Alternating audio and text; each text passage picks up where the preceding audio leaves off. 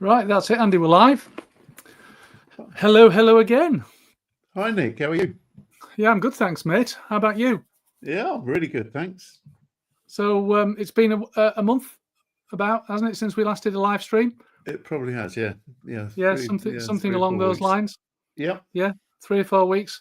yeah, So in this live stream, we wanted to have a bit of a chat about what retirement is really like, didn't yeah, we? What's yeah. it That's like when right. what it's like when you retire? And the thing that's made us think about that is you spotted an article in a local newspaper, didn't you? I say a local newspaper, a British newspaper. British newspaper, yeah. Yeah, Yeah, so I saw an article in the Sunday Times this week, which yeah. was And called, yeah. tell us a bit more about that. Well, I shared it with you. It's what it's really like when you retire. Yeah. It's a really interesting article. It's around it, it talks about it, but we use the content in there. I think you're going to add a link, aren't you, Nick?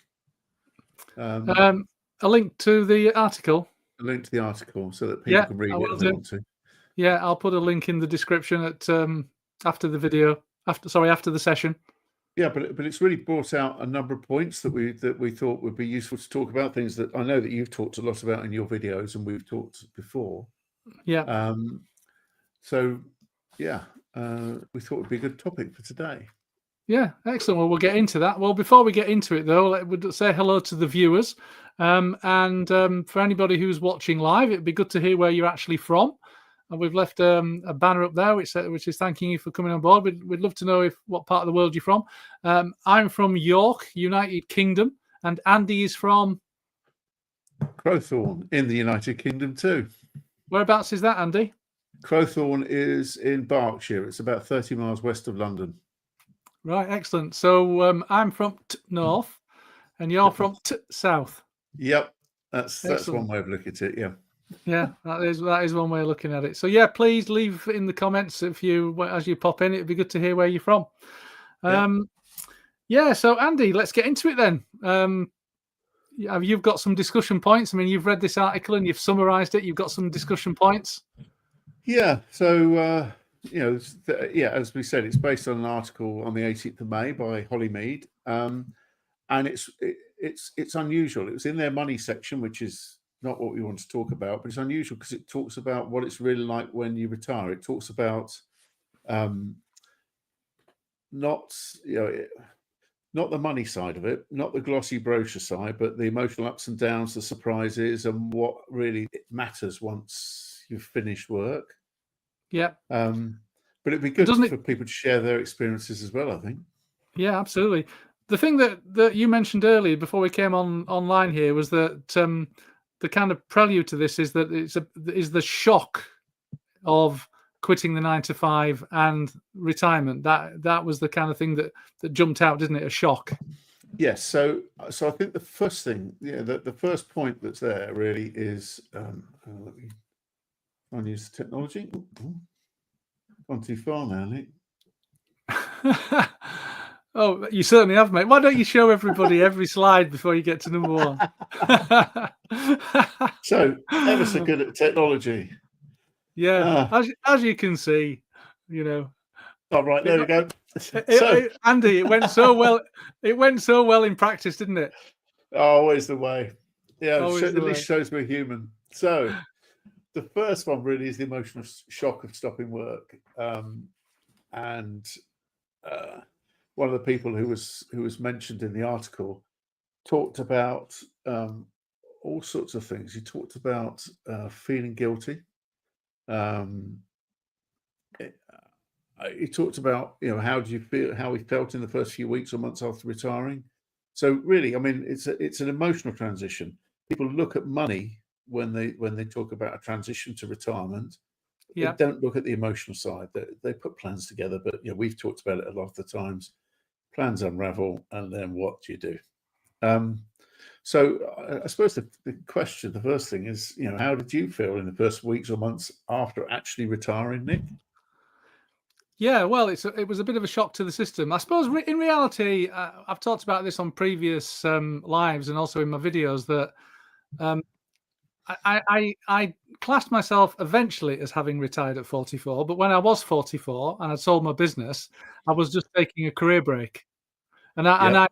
I had every intention of returning to work full time.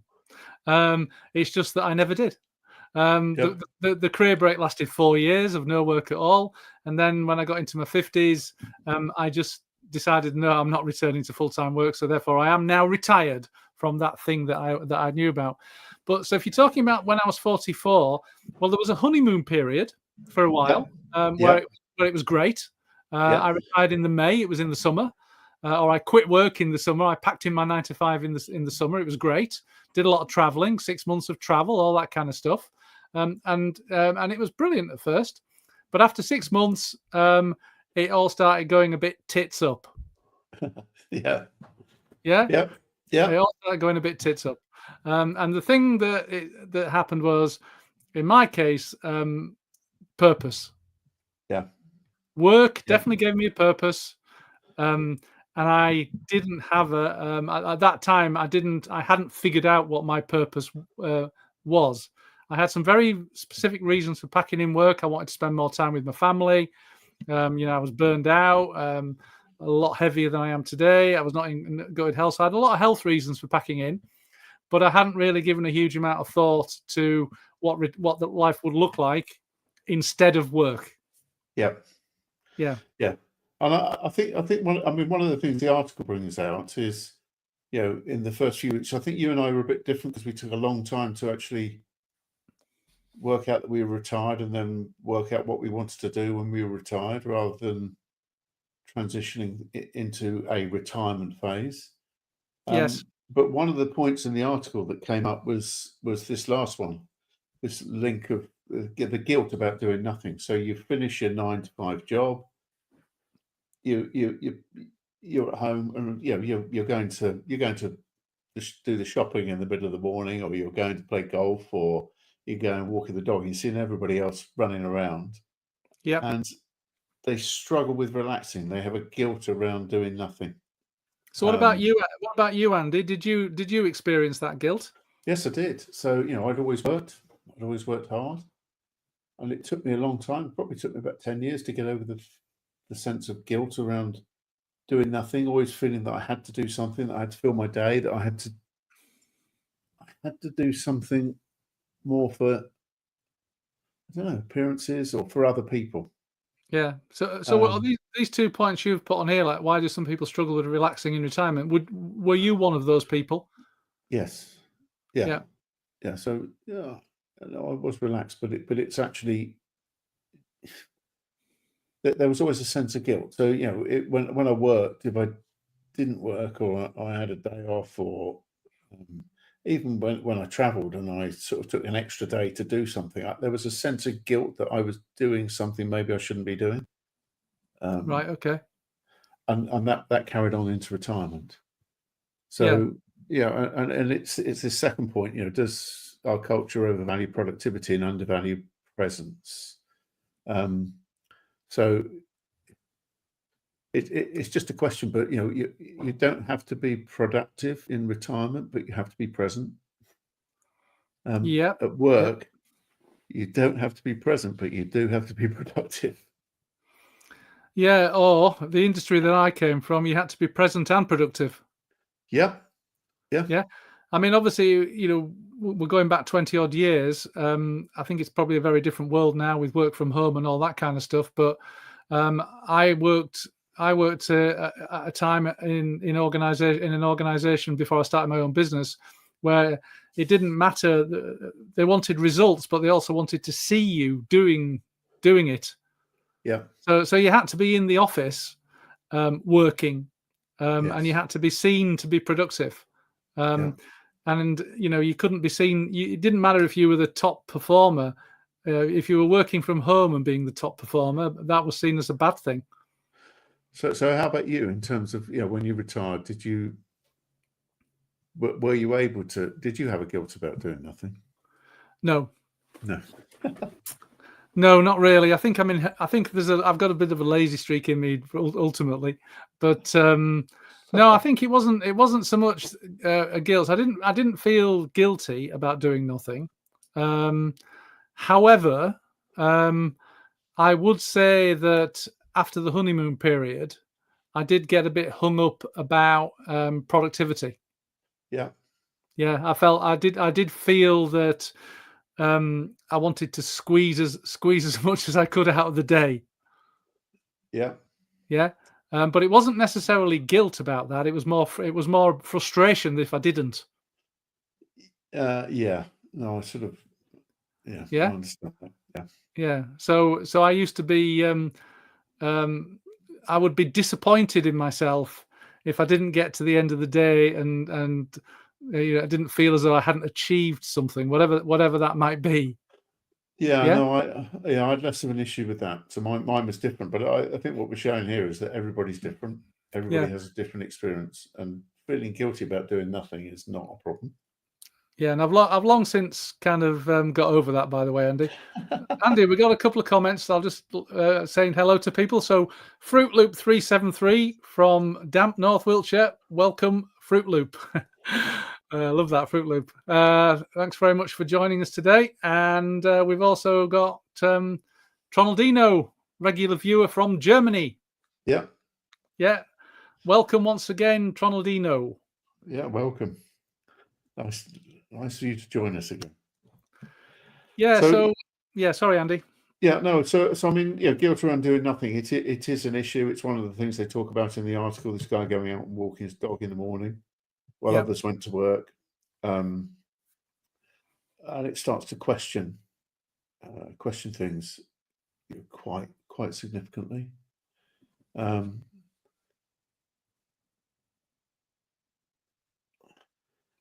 So Carl Eric Engstrom has also joined us. Welcome, Carl, from Sweden. What's that? Leaving as a claims handler for the local tram company in July '63. Have no guilt about it and be fine to just be absolutely. Good. You're that's right. A brilliant way to be. That is the right attitude, Carl Eric. Thanks very much for sharing that, and welcome to the event.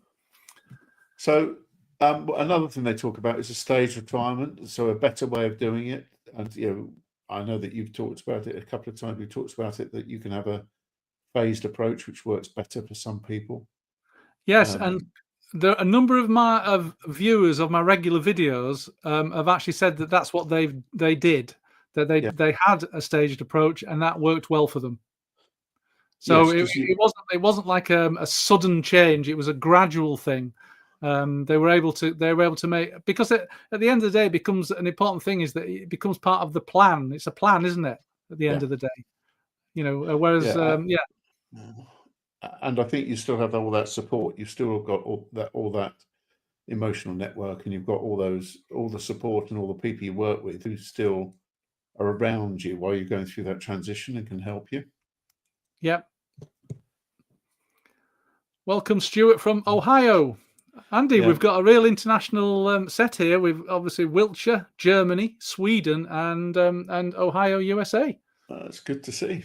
Yeah, it is. It's brilliant to see. I love it. Yeah. It's hard to mention that one of the things that I tried to do, and how I met you, was to try and create something on a really local level, like just in York. How daft an idea that turned out to be. And this is great. I love to hear from people from all over the world. That is the beauty of YouTube. So so welcome, Stuart. Thanks for letting us know who you are and where you're from. Yeah. So I think if you've retired, people will be able to relate to this if they've been through the phased approach. But if you're thinking of retiring, try and push that with your employer, because you've still got the support network around you. I mean, Nick and I are very keen on helping the people who've fallen out the other end.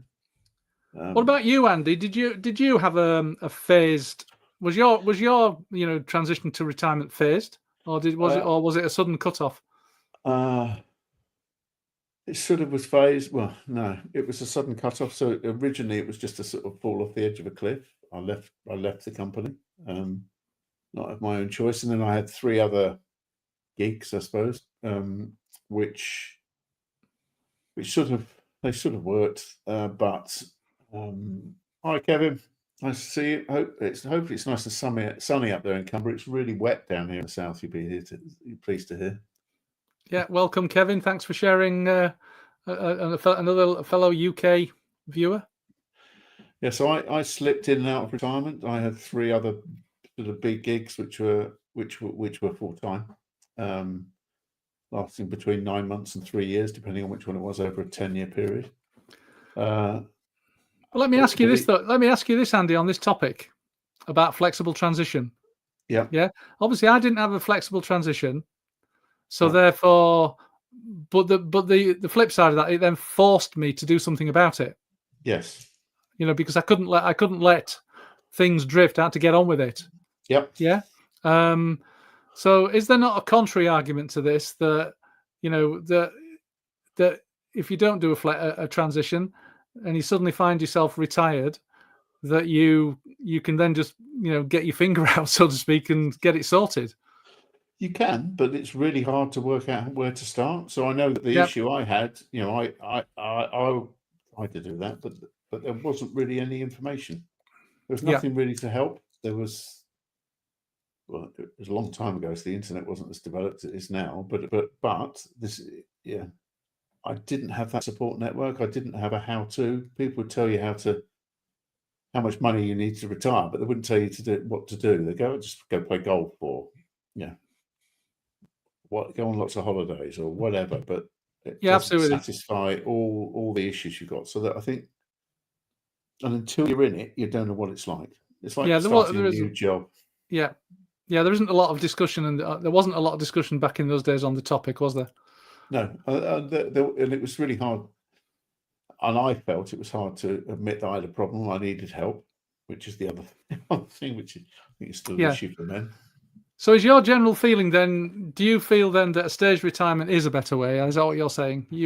I think it can be for some people. I mean, some people could just go straight from retirement, or straight from work into retirement. They've got all their hobbies lined up and they're fine.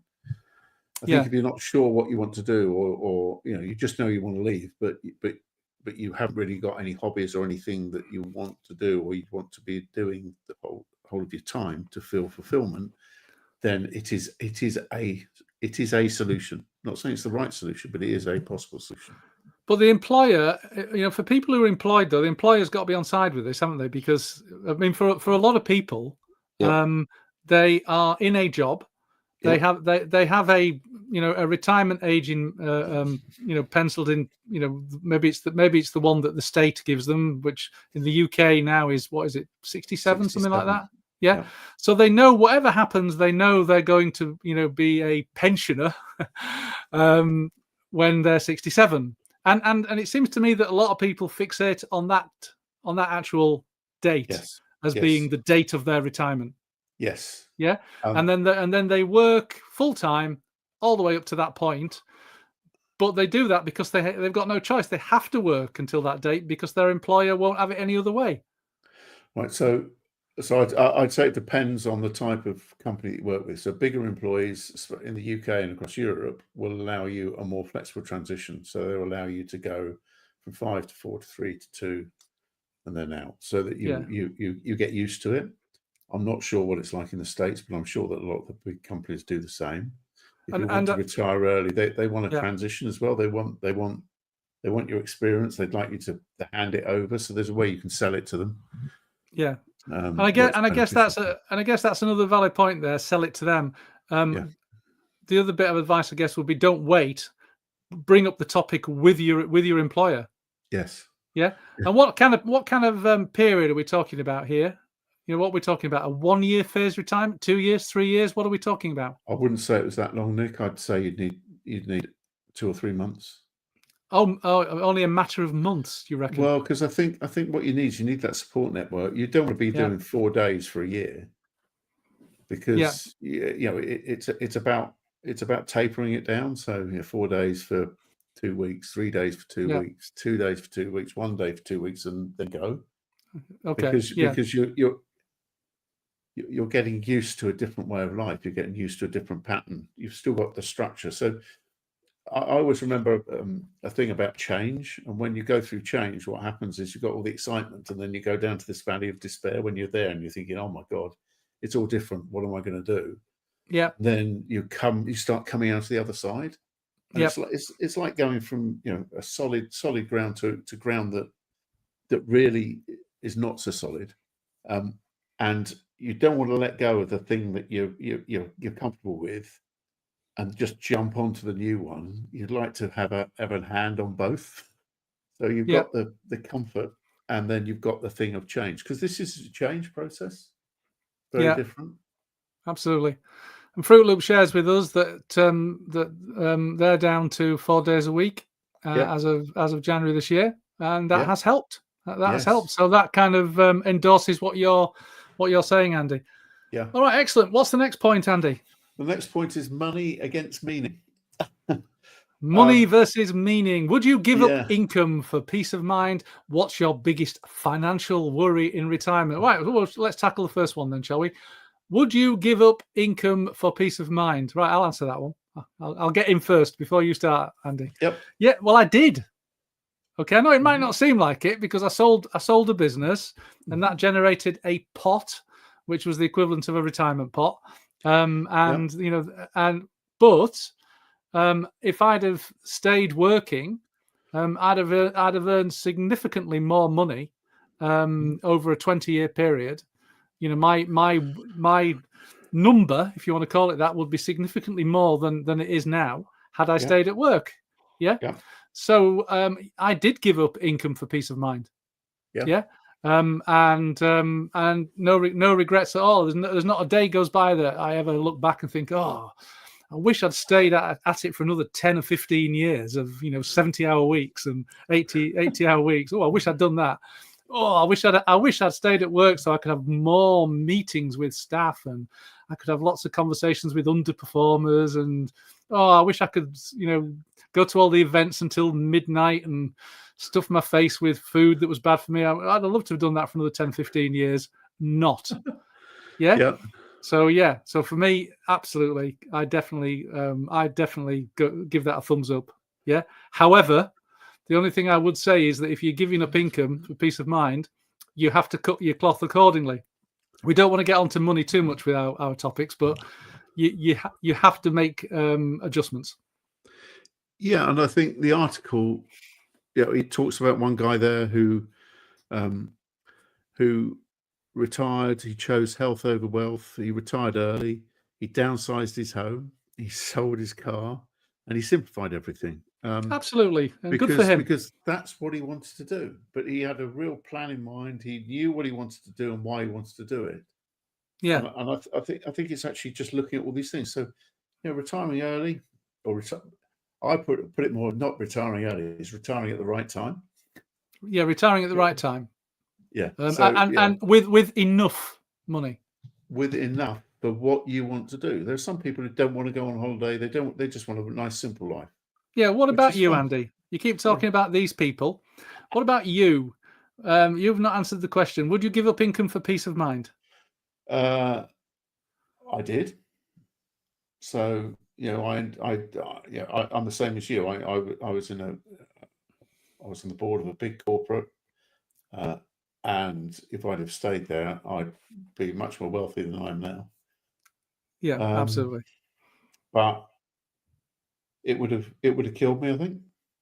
So from a health point of view or a meaning point of view, yes, I'd have achieved a lot. I loved a lot of what I did, but it would have killed me. The hours, the eating, the late nights, the travel, all that stuff. I think at the end of the day, it would have probably killed me. So you and I have the same feelings about that, don't we? Yeah. We do. So really, what you're talking about here is, in answer to question number one, is that it's a trade. It's a trade-off. Yeah. You can't have your cake and eat it. Well, maybe you can, but I haven't figured out a way of having my cake and eat it yet. Maybe there is a way. I don't know. Maybe YouTube might be that thing. Who knows? But I've not figured out in 20 years since retiring how to have your cake and eat it. No. So for me, I think it's a trade. You give up something or you reduce something in order to gain something. It's a trade-off. Yeah. Yeah. Excellent. What about the second question, Andy? Well, before we do that, Jonathan from South Wales, welcome, Jonathan. But it's interesting though, he's tried, going back to the previous point, tried 3 days a week in March and April, and it wasn't enough time to do things for him, and he ended up working longer days when he was in work. Ah, good point, actually. That. Which, yeah, I mean, that is something. The job still needs doing, doesn't it? You know, if you're not doing it for 5 days, let's say it's 5 days, 7 hours, it's 35 hours. Yeah. Potentially, there's still 35 hours of work to be done, isn't there? There is, which is where the transition. So, yeah, you're transitioning to a new life for the 2 days. Maybe just talk to them and say, hey, you need to bring someone in to do the other 2 days worth of work. Yeah, absolutely. It's if you're reducing your hours, you need to some of the work needs to be shifted, doesn't it? It does. It does. does. If you can't find a way of being more efficient, that is. Yeah. Yeah. Sorry, Andy. Right. Yeah. Where were we? Are we on to the second part of this one yet? Yeah. So, So, what's your biggest financial worry in retirement, Nick? Me? Yeah, you. I'll tell you what my biggest worry is: that my health will deteriorate to such an extent that I can no longer blow the money on the things I want to blow my money on. Yeah. Yeah. I've got a massive hang up about the clock ticking. Yeah. Really. And my wife doesn't get it at all. I mean, we have arguments about it. You know, 64 years of age, just had my gallbladder out. And I'm kind of thinking to myself, bloody hell, my father died at 74. Yeah. You know, as I pointed out to her the other day in one of our latest rows, that every single male member of my family did not make it past 80. I can't think of one. My father died at 74, my grandfather at 71, 72, my uncle at 76. There's not one. The problem is my wife's from a family where they all live to 90 odd. Yeah. So she doesn't get it. So I've been saying to her that, you know, genetically, I might be predisposed to snuff it by 80. Yeah. Yeah. And that means that I've only got 16 years to go before I snuff it. Yeah. So for me, and there's no guarantee that those will be 16 vital, healthy years. You know, I might end up being a right crock for the last five years or 6 years or even 10 years. Yeah. So to answer your question, my biggest financial worry isn't have I got enough money, you know, to live every day. It's can I do the things I want to do with the money? Have I got enough time left to do those things? Yep. Yes. What about you? Mine's not that dissimilar. I mean, I've got the same issues genetically. You know, my father died just over a year ago. He was 90. Yeah. He hasn't got any brothers or sisters, so both my parents are only children. My grandfather on my mother's side died. So her father died in his late 80s. Yeah. So it's less of an issue. Yeah, it is. It's about doing all the things I want to do with the money. Money's not the issue. It's about doing all it, which is why I go on holiday a lot. Yeah, you do. Yeah, I do. And do things that I do more that I want to now, rather than what I think I should have to do. So yeah, I don't really have. Because here's the thing: when you lose your health even if in a minor way, it can screw things up. I mean, you've known me now for a few years, 4 years, is it? 5 years coming up. Yeah. For two of those years, my travel plans were completely curtailed because of my gallbladder problems. Yeah, I know, but I must admit, Nick, you're a bit of a skinflint. You could have had it operated on privately, but you chose to go with the NHS, which delayed it. Yeah, I could have done. But the reality is that's a different topic, actually. It is. You don't really know the full reasons why.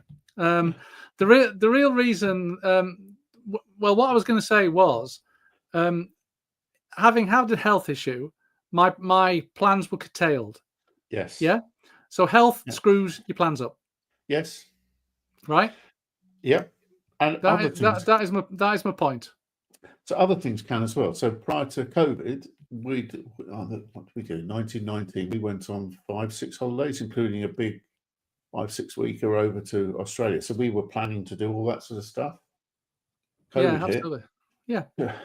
And it's taken us 3 or 4 years to get back to this. So things outside our control. So for us, it's about doing all that stuff while we can, because you never know what's going to happen. absolutely.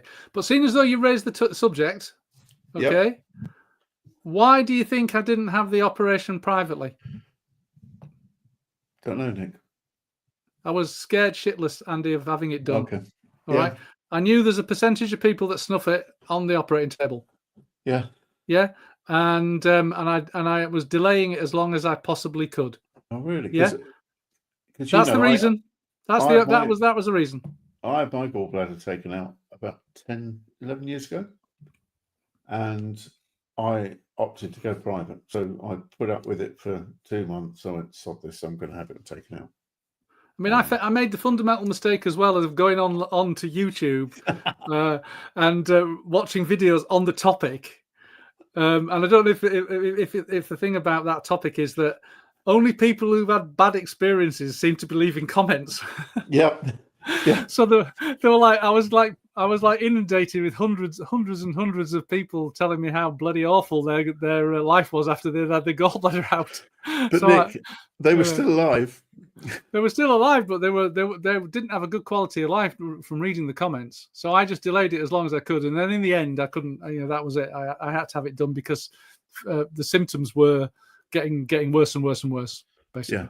But I think the point behind this thing, though, is that don't focus on money. Money isn't so retirement's. It's not an event; it's a journey, and you have to make sure that there's a meaning in that journey. So and if you don't need the money, that's fine. If you do need the money, that's fine.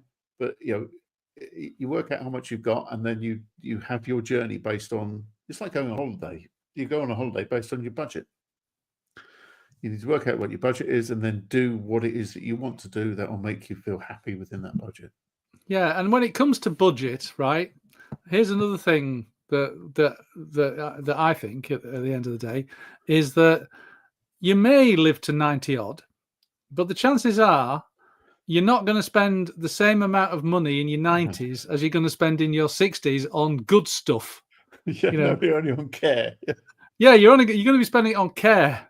Yeah, or you're gonna be spending it on pills and potions to try it for health, whatever it is, But you're certainly not going to be spending it on world cruises or whatever floats your boat.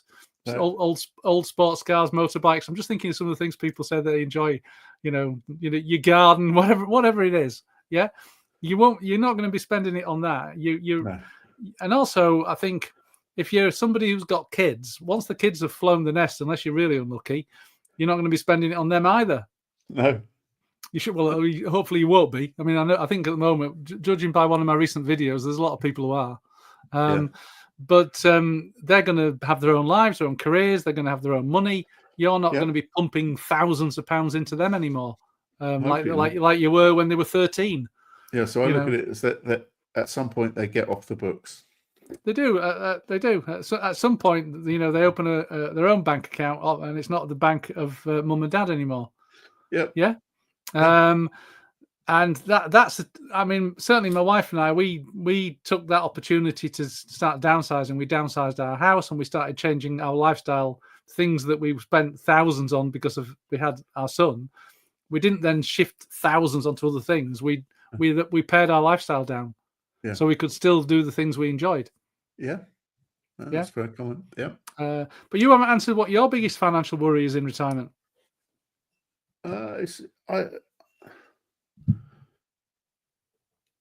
Mine's not dissimilar, Nick. I don't have the same, as I said, I don't have the same fear of running out of time or of dying at 80. Yeah. But there's lots of things I want to do. So it's being able to do all those things. But yeah. My biggest financial worry is trying to work out how I get my money without paying loads of tax. So let's ask our viewers, Andy, what's their biggest financial worry in retirement? Yeah. Let's hang on a minute. I'll just put the banner. Won't be a minute. Let's put a banner up on here. Here we go. So there you go, viewers. What are your thoughts or experiences on this one? Would you give up income for peace of mind? And what's your biggest financial worry in retirement? There are a couple of questions there. Money versus meaning. We'd really like to hear your thoughts. Don't all rush at once. Right. Number 5, Andy. Let's move on to the next one. Number 5, planning for purpose. This is something you love, Nick. Do I? Go on then. Tell me why I love this one, Andy. You love purpose. You love planning. So, should purpose and personal growth be a formal part of retirement planning? Yes. Yes, my answer. But again, the article brings that comment out, and it's really around. I think the article talks about a retired priest who set up a workshop called Retiring Well, which he really does. He doesn't focus on money. He talks about relationship and that sort of thing. And he talks about the things, meaning. It talks about all the things that don't get overlooked more than anything else. And he sort of fell off the edge of a cliff and then decided that he needed to do something and did that. But, it's always better if you do have a plan to go to there to give your life meaning. So, yeah, I would say that purpose is really important, and personal growth, it depends on what your purpose is, but it should be a part of retirement planning that you use. I don't plan as well as, or as much as you do. I tend to sort of go a bit more by feel, or how I feel, or what I think I should be doing, and follow that route, even though it changes. It does change as I try different things.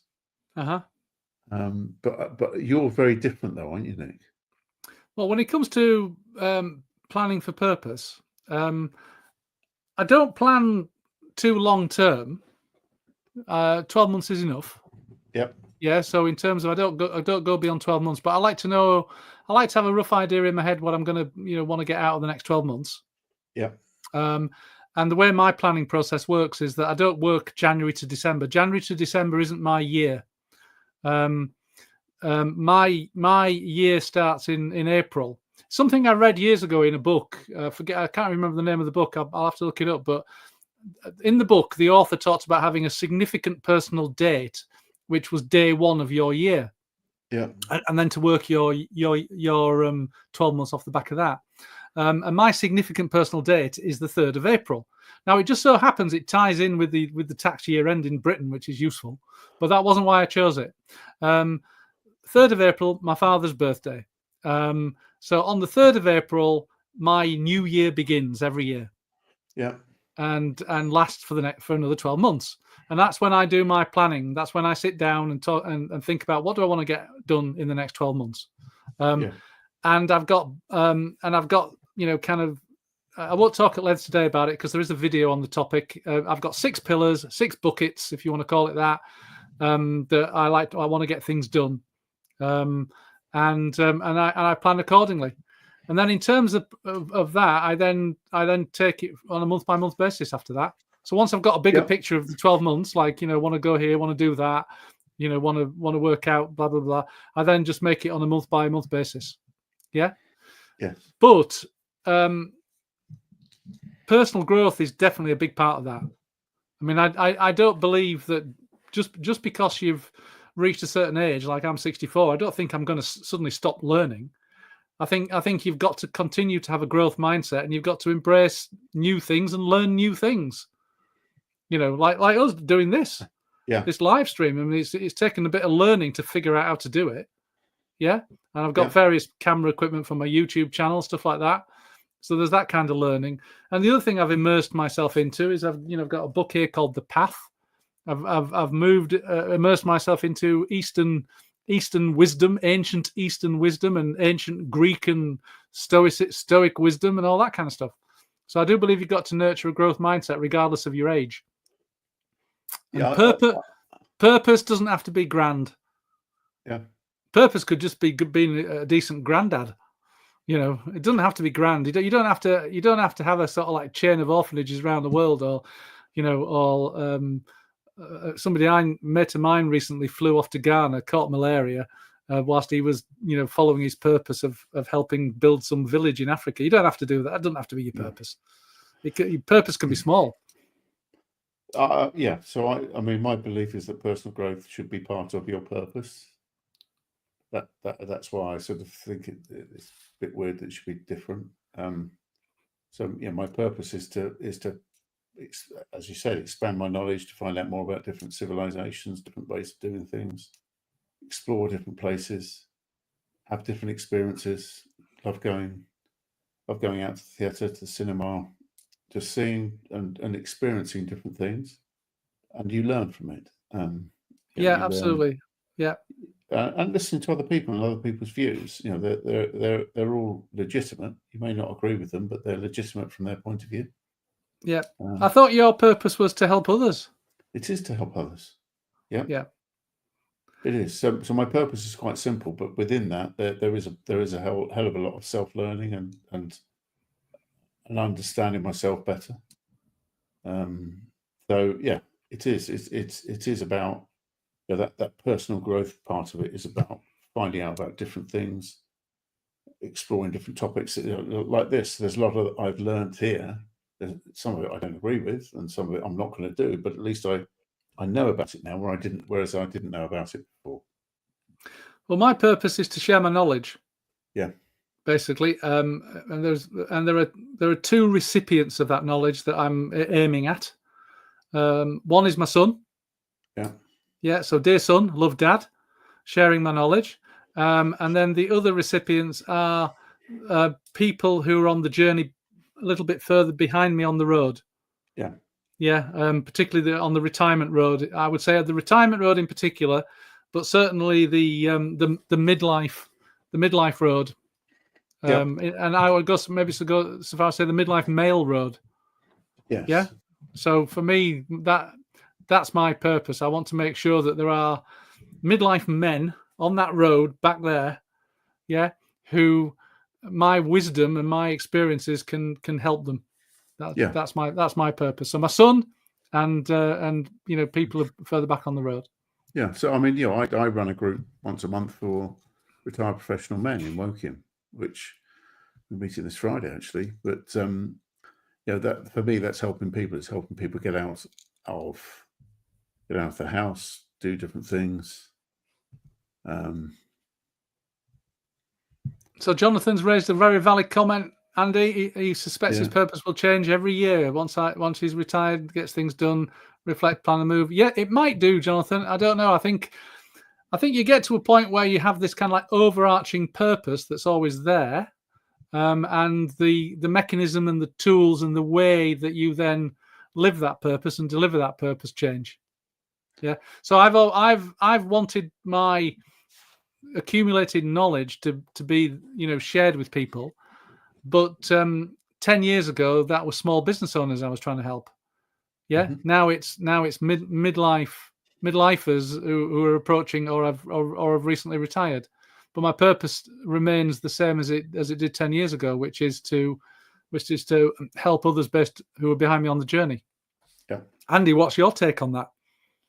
No, there's no right or wrong, by the way. There isn't a right or wrong. My purpose for a long time has been to help others. That's been it.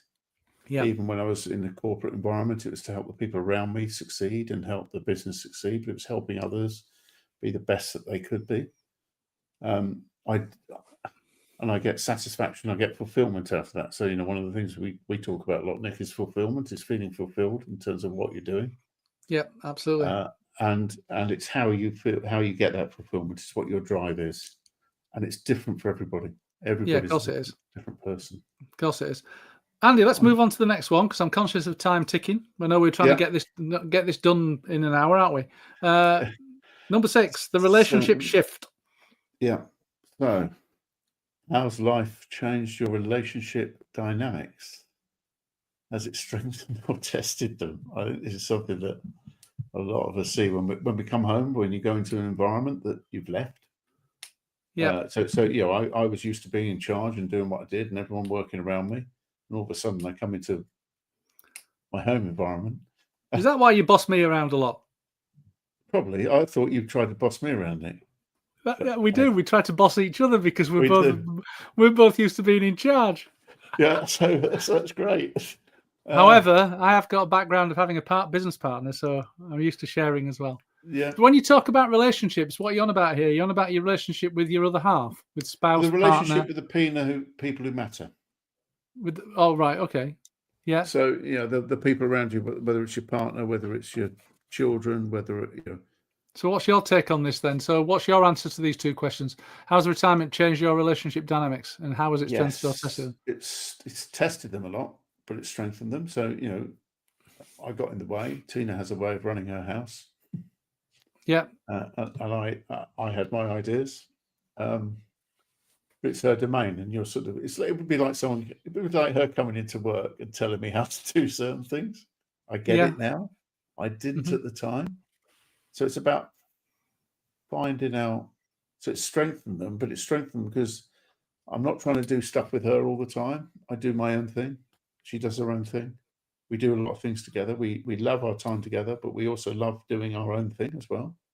That's how it's worked. But it's strengthened our relationship. It's strengthened the bond we have together.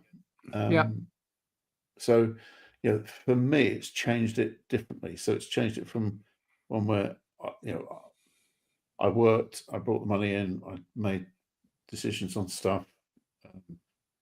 I include her more in decisions and things like that. So it has changed it a lot. How about you, Nick?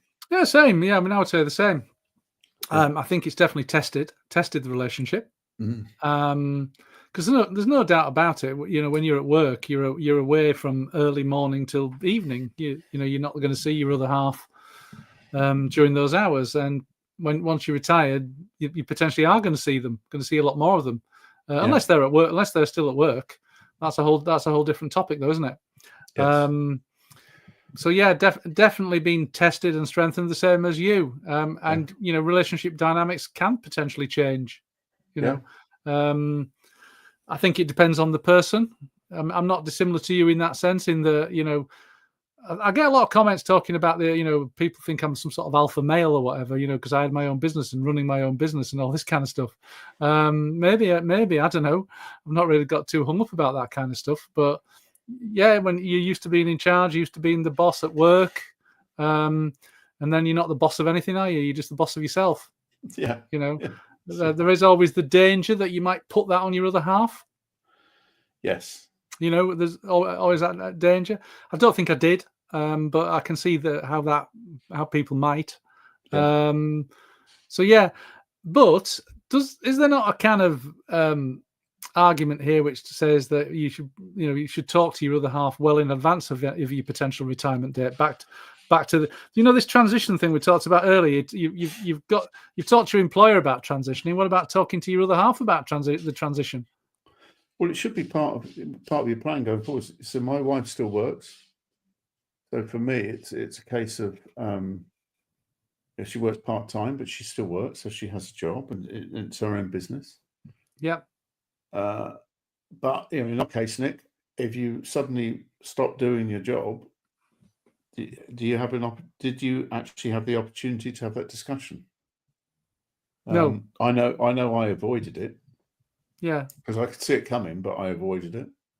No, I didn't ever have the discussion. I don't think I deliberately avoided it, but I never really got into, because I didn't see it as retirement at the time. For me, it was a career break. It just ended up as being retirement. Yeah. So it's slightly different. Yeah, we sort of, I think we both eased ourselves into, well, not eased ourselves, but we sort of segued ourselves into retirement through no planning. Yeah. Yeah, exactly. So yeah, relationships can certainly be put to the test during this phase if you don't talk to the other person, and you got to talk it out, haven't you, Andy? You have, and I think talking it out and being very honest about it is paramount, and it does strengthen your relationship when you do it. Yeah. Right. Move on then. Number 7, happiness on a small scale. So this is just coming out of the article. Less is more in retirement. So, yeah, of course it is. Simpler life.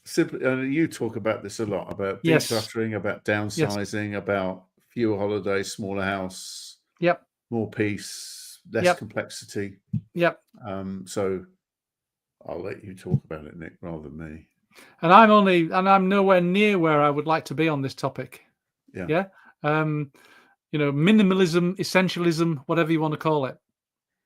Yeah, because there are kind of, minimalism is popular, isn't it? Yes. I'm not a minimalist, No. but I can understand the concept behind it. Yeah. But for me, it's more about getting rid of as much as you can that's not essential. Yeah. And really giving critical thought to that. Yes. Yeah. Yeah. Basically. So for me, that's what it's about: getting rid of the unessential. And Yeah. I haven't nailed it by any stretch of the imagination. I mean, partly you've got to take, when you've got another half that's the opposite of that. My wife is the opposite of an essentialist and minimalist. I think you're never going to 100% nail it, because you've got to always adapt to the other person, haven't you? Yeah. So I mean, me and my wife are the other way around, Nick. So I'll get a bit smaller, but not too small. She preferred to go a lot smaller in terms of the house and everything else, but yeah. So you have to kind of take your other halves into account, then, don't you? At the end of the day.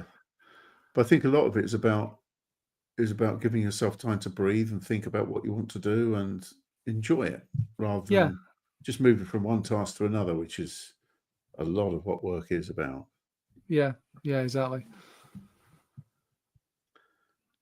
There's a question for you from Kevin McGee.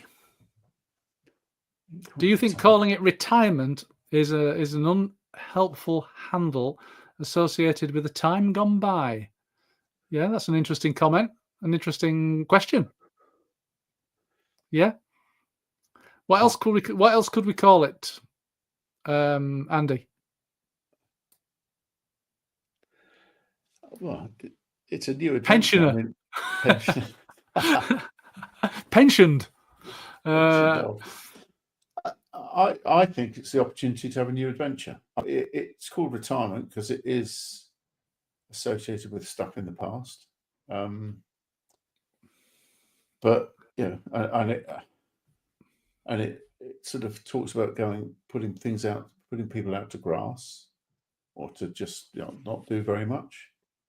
I think you're looking at Eastern culture a lot, Nick, and I know that they have 4 stages of life. And the 3rd and 4th stage, which is sort of where we are, is more around giving back rather than, and it is about guiding people, and it's about using your experience and skills to do that. And it wasn't considered retirement; it's just a different phase. There's always a place for you in the community. Well, I'm sure if we go back 1,000 years to the sort of like the Vikings and the Anglo-Saxons or whoever, and all these sort of people, or the Celts living in their villages up in Scotland, I doubt very much if they regarded the older people in their villages as being retired. Yeah. They would probably have regarded them as being elders. Yes. Yeah. Wouldn't they? Yeah. They wouldn't necessarily have expected them to, join them on in battle against the Vikings or whatever. No. I mean, because at the end of the day, so you could argue they were retired from the battlefront. Yeah. But they weren't retired. They weren't classed as retired, were they? No. So I think if you look at Kevin's point there, retirement's just done. Yes, and we both say it's an opportunity, because we believe that. We talk about retirement reimagined. We talk about this is your opportunity to really do what you want to do, rather than to do what you have to do. Yeah, and Kevin, you've nailed it. Okay, retirement does suggest done. Yeah. Okay, but it's not an overarching thing like you're retired overall and therefore done. I've always said all along that you retire from something and then into something. So for me, for example, I ran a small business in the recruitment sector. I did that for 20 odd years. That's what I did for 20 odd years. That's what I was. I was in the recruitment industry, and I definitely retired from it. I was done. So I was retired.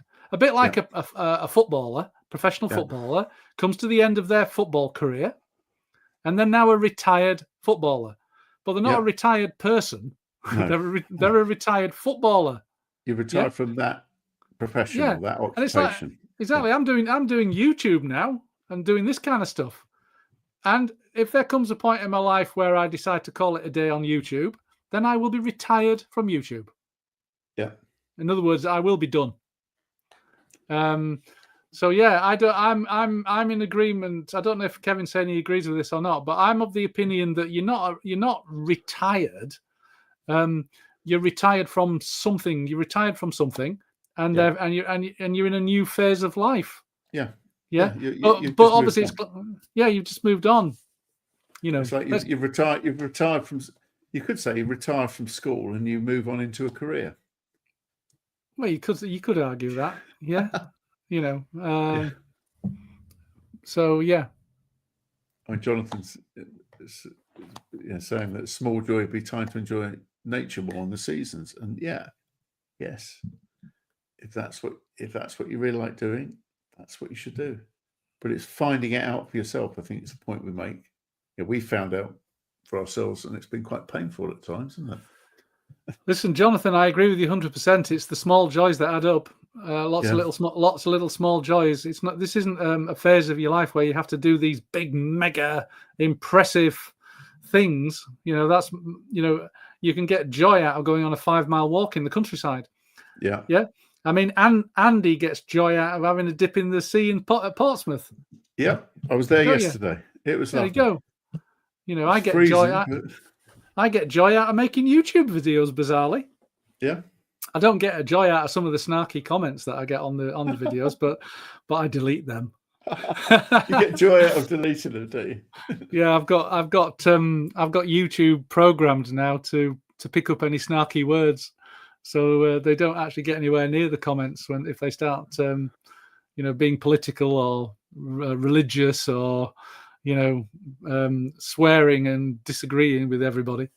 Yeah. So there you go. We agree completely with you, Kevin. I think it's correct. We've done that to death. Yeah, I agree. We're 100% right. So number 8, last one. Legacy. What do you want your retirement to be known for? Again, it's just a piece coming out of the article. So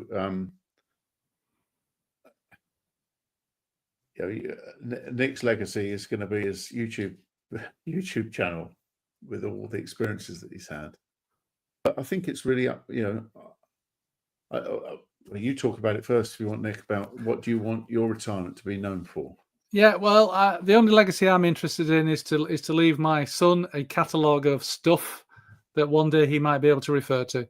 If I keep at this, he's going to have hundreds and hundreds and hundreds of videos. And when I'm long gone, he'll be able to look back and watch them. Sadly, I come from an age where you had your kind of photograph and you took a snap and you took it to be developed. So I've got a few photographs of my parents, some cine, what they call cine movies, and that's about it. Whereas my son will have a bit of a slightly different legacy. He'll have a 100 hours of me. Well, that'd be wonderful. So that's all I'm bothered. Yeah, that's all I'm bothered about at the end of the day. Is it time to leave a mark or simply enjoy the moment? Enjoy the moment. Yeah, it's not about leaving a mark on anything. Enjoy the moment. Help people. Help as many people as you can. But the moment. Enjoy the moment. So my legacy is going to be, well, you know what? After he stopped working and he moved into his later life, he had a really good time. Yeah. He enjoyed it. That's that legacy. Exactly. And I'm enjoying it, Andy. Yeah, no, so am I. And I think I've enjoyed it a lot more. I think I enjoyed it a lot more for the last 3 or 4 years after we started talking about this sort of stuff, Nick. I didn't enjoy it in my 50s. No. Yeah, I won't lie. My 50s were a right roller coaster. I didn't know what I was doing or where I was going. And trying all sorts of things. Yeah. Well, there's always bits of your life you enjoy. I mean, it's not a total wreck, is it? But yeah, but my 60s, certainly the last few years have been a lot better. Yeah. Once I've managed to sort of downsize, start to get my wife more in tune with essentialism and minimalism. That's a work in progress. yeah, good luck. And I found a way of getting my knowledge out there in a medium for which I'm comfortable. Yeah. Yeah, because I did try LinkedIn before I was on YouTube. Yes. And that was like shouting into the void. I tried it, but I gave up a lot before you, Nick. Yeah, and absolutely. I haven't tried this except for with you. Yeah, absolutely. So yeah, so that is it. That's our view on that. So before we go, because I think we've got to wrap up, because Andy's going to the. I'm going to the Ocean, the David Attenborough film tonight, to the cinema. To the cinema. So I have to get out. I have to get on. So if you want to stop Andy going to the cinema, come on, ask some questions. Let's keep him there, or he can clear off, and I'll answer them. Whatever you want to do. So Kevin McGee says, "Enjoy the moment." I say, legacy can possibly be a weight. Yes, yeah, I can see that. That's true. Depends on the legacy. If it's a big, audacious legacy, yeah, absolutely. Yeah. And ultimately, who cares anyway in the grand scheme of things? Because how many generations is it going to take before you're completely forgotten and nobody knows who the hell you were anyway? Even your great grandchildren won't know who the hell you were. No, some of them might. And I think it comes back. I think it comes back to that thing that you were talking about earlier about when you're in retirement, you just do you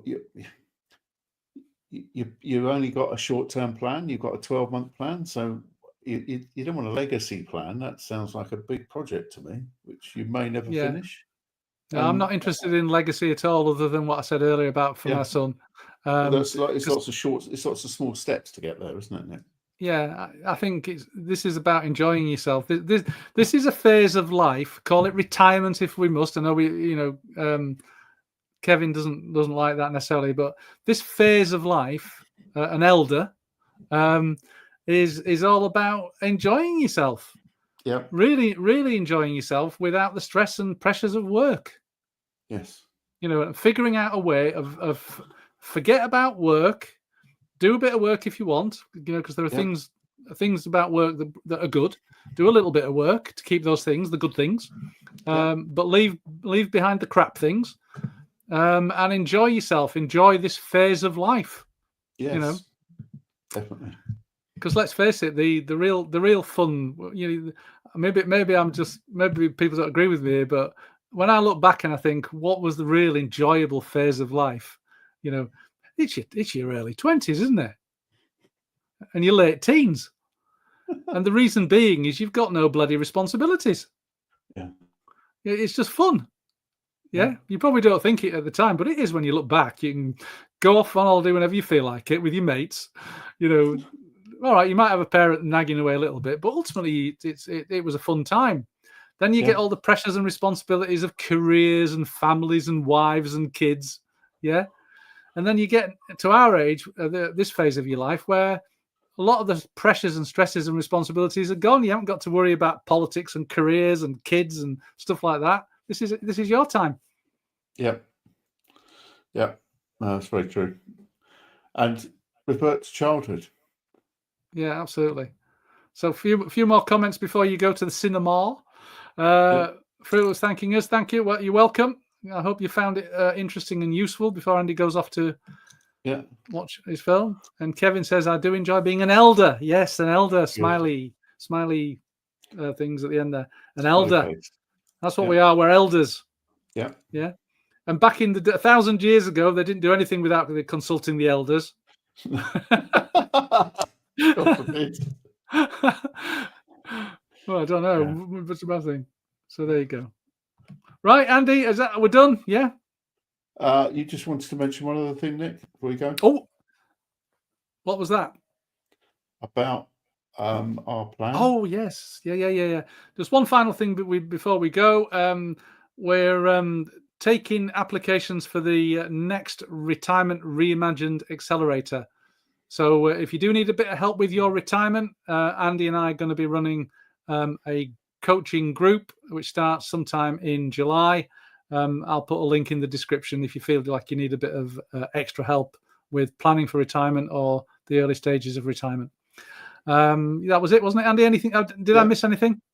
No, that's it. That's great. Excellent. Right, lovely, Andy. Great to chat with you again. Hopefully we'll have another chat soon. Yeah, we'll do.